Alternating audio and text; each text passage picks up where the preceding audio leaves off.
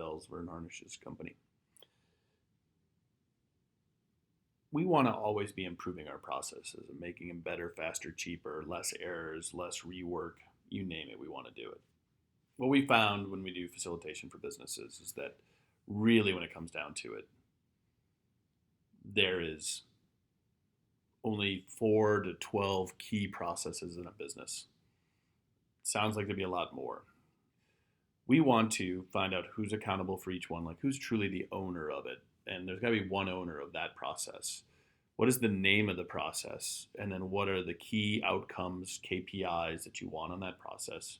And then there's a great way to start that. I actually like going old school with Post-it notes. But first, simply put, identify what are your key processes. It's often recruiting and onboarding.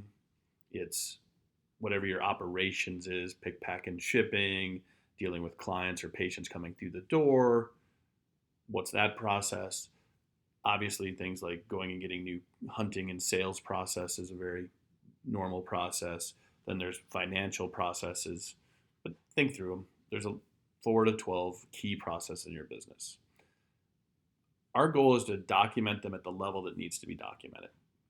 If you know there's A to Z, but you don't want to write down A to Z. I've watched too many people do processes where they're so detailed.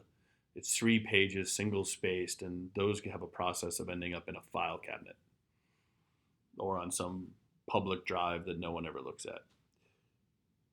You want to go through and first of all say, why are we doing this process?